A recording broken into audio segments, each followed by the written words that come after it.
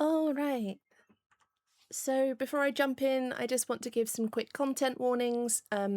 My clips and I will be discussing cancer, self-harm, and suicide. There's a bunch of swearing in the clips, and my first clip, which I'll warn you specifically for, has flashing images in it. There's also going to be spoilers for Cyberpunk 2077 and Critical Role. I've been subject to NHS psychiatric services since around 2004. During that time, countless clinicians have weaponised my ability to articulate my thoughts and feelings. Report after report would come back saying that I was an articulate young woman with a high level of self-awareness. Often, this was used as evidence that I was not in fact suffering, that I did not need help or support. I was, in short, too coherent and too articulate to be considered mad. In The Wounded Storyteller, Arthur W. Frank outlines his concept of 3 different kinds of illness narrative: the normative restitution or recovery narrative, the quest narrative where people view their illness as a necessary step on a path, and lastly the supposedly inexpressible chaos narrative. When I first read Frank's book, as a mad autistic person with a rapidly developing chronic illness, I couldn't help but notice that there was no space for me in his concepts other than in chaos. Frank argues that this chaos cannot be articulated, that these stories are hard to hear because they are too threatening, that those who are truly living the chaos cannot tell it in words, and yet the world and my experience of the world demands that I find a way to express it. And I believe that it can be, whilst also remaining within this idea of chaos. To demonstrate that, I want to show you 2 different forms of media, which both show this deeply present tense, contradictory way of being, and do so by moving beyond the verbal kind of illness narrative that Frank bases his concept around. To help me show how, I will be using the concept of mad time as posited by Black scholar Lamar Jarrell Bruce. Bruce outlines 4 modes of mad time: the quick, restless time of mania, the slow, sorrowful time of depression, the infinite, exigent now of schizophrenia, and the circling, spiralling sorrow of melancholia. I also follow Bruce's call to examine mad time not merely as a form of explanation, but of liberation for mad people, whose experiences can be both a source for pain and a source for revolution. The main question I want to ask here is this: what does it mean to step outside of the traditional verbal written illness narrative and give voice to our madness in Technicolor? My first example comes from an interactive media, video games. My PhD thesis is focused on playable media like this, where I examine how the embodied experience of madness is better conveyed and experienced through media that the reader-player has direct input into.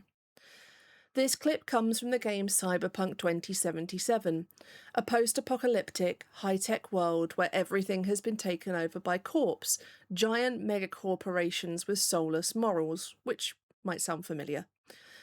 In this sci-fi future, people modify their bodies to become what we would recognise as cyborgs, replacing organs, undergoing high-tech plastic surgery, or even turning themselves into killing machines.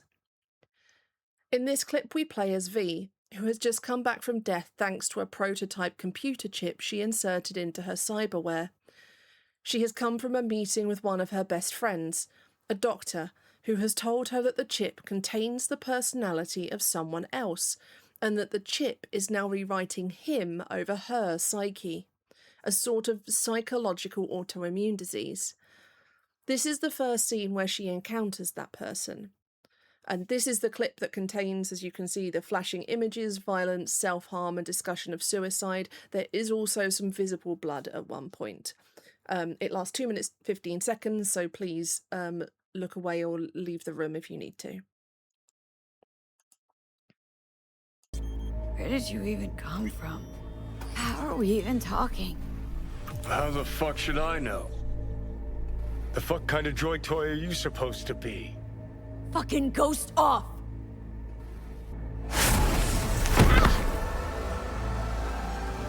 Who you work for, start talking! Fuck. Fuck.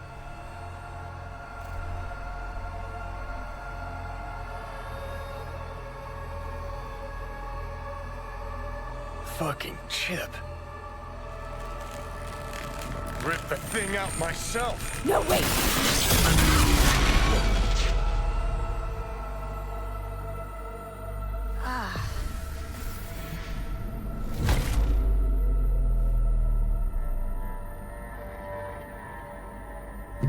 I'll take control. I'll find a way. You hear me?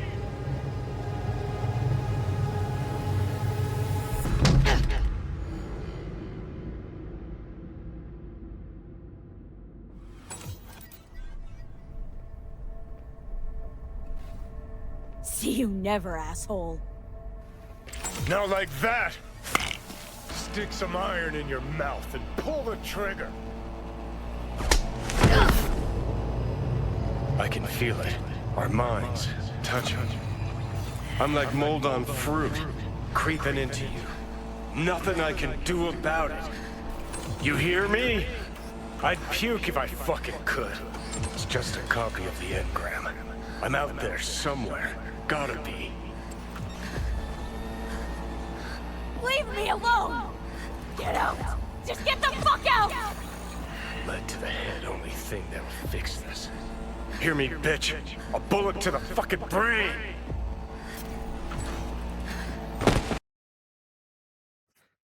Video games often have cutscenes where players lose control of their character and just watch things play out. Cyberpunk gives you, in this scene and others, a kind of halfway house. You can mostly control yourself, but... In this scene I was moving V around, including crawling forwards to get those meds, and at times I could pick how to respond to angry brain parasite Keanu Reeves. But I was constantly knocked out of that and interrupted by his interjections, denied that agency. This is a common way that video games depict madness, showing anything from compulsions to depression by presenting an option and then denying you it. Here's an example of that from a different game called Please Knock on My Door, where through the course of this game your choices have been narrowed and narrowed until it seems the only option you have as the protagonist is suicide. If you take this option, the game ends, but if you wait, unsure whether to make the decision or how to escape it, there is, as the title hints, a knock on your door that interrupts you. In this video game form, there's also a lot more sensory information than reading a memoir would give you. Johnny is glitching around, you're seeing visual hallucinations like the blue static, there's subtle non-diegetic music in the background, the sound of V hitting her head against the window and the swaying of her perspective when you try to move. That's automatically a way more embodied and affective experience. In this way, and because of the nature of V's story, I see this example as engaging with Bruce's concept of schizophrenic time. In his words, schizophrenic time is utterly available to intrusions of the past and future into its now, as we feel with Johnny's presence, the past, and their collective thoughts of death and suicide, the future. He also pointedly characterises schizophrenic time as a form of anti-mad violence, perpetuated on psychosocial, epistemic, clinical, carceral and existential fronts. This is something we see throughout cyberpunk, which despite having its own controversies, is a deeply radical setting at its heart. Anti-capitalist, diverse, anti-police, and getting into the very heart of what happens when we are collectively driven to madness by the subjugation of capitalism. Lastly, on our whirlwind tour of embodied media, I want to talk about tabletop role-playing as an expression of Bruce's melancholic time. Bruce begins his discussion of melancholic time with a quote from Toni Morrison. "It had no bottom and it had no top, just circles and circles of sorrow." For me, grief runs very thickly through the experience of madness. So whilst what I'm about to show you is not specifically a story of madness, it still resonates that way for me. Today I'm going to show you examples from a D&D game known as Critical Role. Critical Role has been running for over a decade and is at its heart a found family group of friends, all voice actors, who come together to tell stories. During the third campaign of Critical Role, actor Sam Riegel was diagnosed with throat cancer and had to urgently undergo extensive surgery that resulted, for some months, in his being unable to speak. Riegel and the rest of the cast knew that this was coming and were thinking through ways to have his character exit for a period of the story. Riegel, knowing this, seizes an opportunity during a particularly dramatic moment. His character, a robot, sets off a self-destruct mechanism to kill the enemy that is trying to keep their party from escaping, and in doing so, sacrifices themselves. Yeah. You understand what this means. Just so we're clear.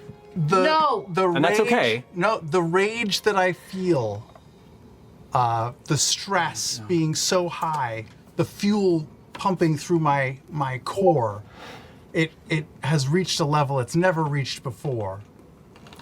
And it is so intense that for the first time, I realize that I am made of metal and wires, but I am alive. I am alive for the first time.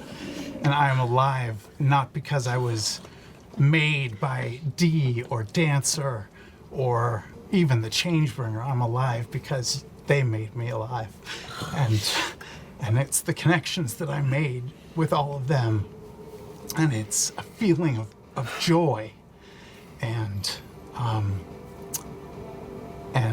I'm happy to do this because they saved my life. And I'll save theirs. Okay.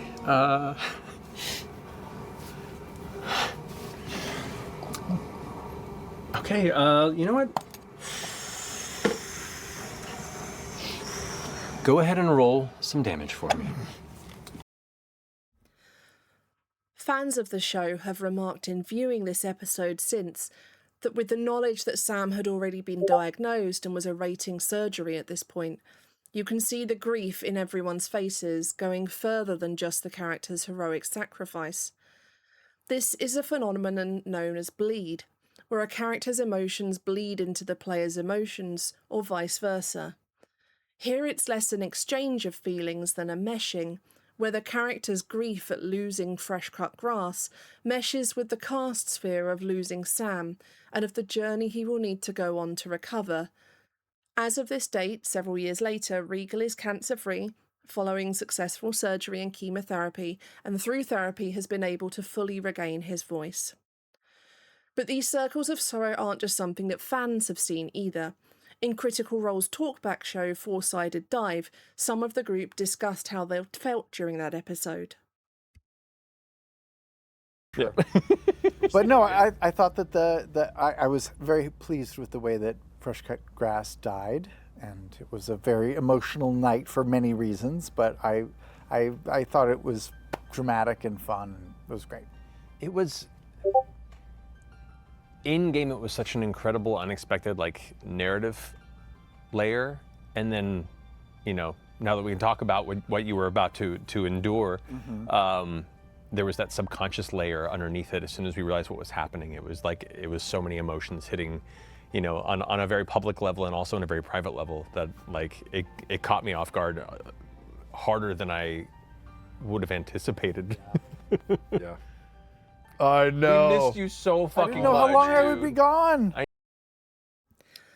Like Bruce's melancholic time, there are circles and circles of melancholia and grief that go through the layers of role-playing games.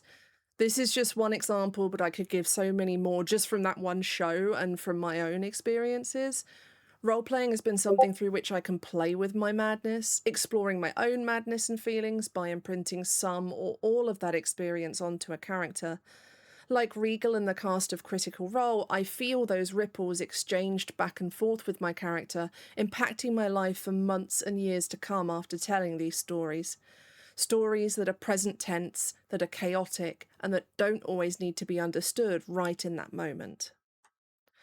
This has been a very short and whirlwind tour of ways in which I see madness expressed that give us life in the pit of narrative wreckage. Thank you.